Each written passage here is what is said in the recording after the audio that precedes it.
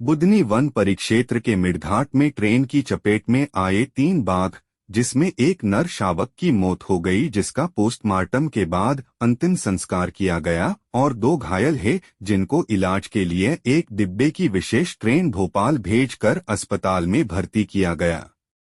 थे उनका रेस्क्यू कैसे हुआ? जो कल ट्रेन से शावक टकराए थे, उनके लिए वन विहार की टीम और सतपुड़ा टाइगर रिजर्व की रेस्क्यू टीम आई थी। उन्होंने उनको रेस्क्यू करके और वन विहार ले गए। कितने बजे ले गए कल? आज लगभग 2:30 बजे। और कल जो शावक टकराया था जिसकी मृत्यु हो गई थी, उसका आज अंतिम संस्कार कहाँ पर हुआ, कैसे हुआ? कल जो शावक टकराया था जिसकी मृत्यु हो गई थी, उसका पोस्टमार्टम के बाद बुधनी लकड़ी के डिब्बों में उसका अंतिम संस्कार कर दिया।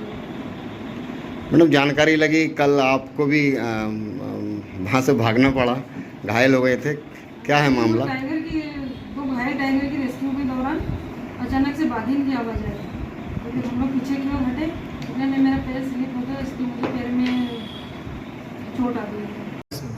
आज दिनांक को हमको 10 साढ़े 10 बजे हमको जानकारी प्राप्त हुई कि ट्रेन से कटकर मतलब टाइगर की मौत हो गई है बुधनी घाट में। तो हमारे वन परिक्षेत्र बुधनी अंतर्गत बीट भीमखेड़ा कक्षा क्रमांक 628 में मृत शावक और 2 घायल अवस्था में पड़े हुए मिले हुए थे। उसके पश्चात हमने मतलब हमारे वरिष्ठ अधिकारियों से प्रधान मुख्य वन संरक्षक सुब्रंजन सेन और हमारे CCF साहब श्री खरे साहब ने इसकी सूचना दी हमने, और हमने रेस्क्यू टीम वन विहार को सूचना दी है कि हमारी ऐसी घटना हो गई है, आपको रेस्क्यू करना आना है। तो पूरी टीम रेस्क्यू के साथ यहाँ पे मौके पर पहुँचे। रेंजर साहब SDO साहब और हमारे STR जो होशंगाबाद की टीम भी थी, डॉक्टर साथ में थे। तो एक मृत जो शावक था उसकी उम्र लगभग 8 माह की पाई गई है। उसको उठाकर हमने गाड़ी में रखा है, और तत्पश्चात हमने डॉक्टर के साथ रेस्क्यू टीम के साथ हमने जो घायल अवस्था में जो 2 शावक पड़े हुए थे उसका इलाज और उसको रेस्क्यू करने के लिए जाल डाला हुआ, जाल में उसको रखने के लिए तैयारी हो चुकी थी। और उसी समय उसकी माँ दहाड़ कर हमको मतलब वहाँ पर दहाड़ सुनाई दी है और दिखाई दी है, और हमारे जो रेस्क्यू टीम थे उसके और आगे आ रही थी।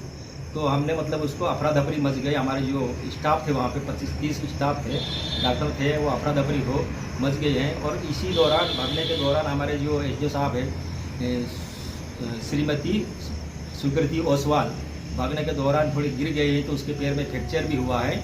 तो इसी घटना और उसकी माँ पास में आने के कारण उसके जो 2 शावक थे घायल अवस्था में थे, उनके जो पीछे का जो पूरा पोर्शन है उससे पूरा पैरालाइसिस हो गया, लगता है ऐसा कि वो उठ नहीं पा रहे हैं। तो उसको उसी अवस्था में हम वहाँ पे छोड़ दिया गया है, क्योंकि उसकी माँ वो पास में बैठी है और रेस्क्यू नहीं हो पाया है। क्या कारण है कि 9 बजे ये घटना हुई है? शायद इतना लेट समय लगा आपको रेस्क्यू करने में? हमको कि एक्चुअली में क्या है, हमारे वो काफ़ी मतलब इंटीरियर में था उसके रेलवे ट्रैक पर। तो जो रेलवे स्टेशन मास्टर है उनके द्वारा भी हमारे स्टाफ को सूचना प्राप्त हुई है, और काफ़ी मतलब इंटीरियर में है तो उसको जाने में काफ़ी समय लगता है। 2-3 किलोमीटर या एक तरफ से जाओ तो 7 किलोमीटर उनमें पैदल चल के जाना पड़ता है। ऐसी बड़ा रास्ता मतलब, और बरसात के कारण वहाँ पे पहुँचने में काफ़ी समय लगता है। इसलिए हमको थोड़े देर से उसका वेरीफाई हुआ कि मतलब कितना टाइगर है, कौन है, इसलिए थोड़ा सा विलम्ब हुआ है।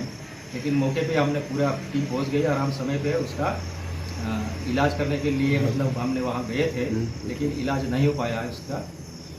सर, घायल अभी रात में जैसे 2 शावक हैं, अब उनका क्या होगा सर? रात में जो घायल 2 शावक है वहाँ पे, उसकी माँ वहाँ पास में बैठी हुई है। तो हमने हमारे स्टाफ की कुछ ड्यूटी लगा दी, वो दूर से उसकी निगरानी रखेंगे, और कल हम सुबह जाकर उसको देखेंगे और रेस्क्यू करने की पूरा प्रयास करेंगे। सर, बुधनी में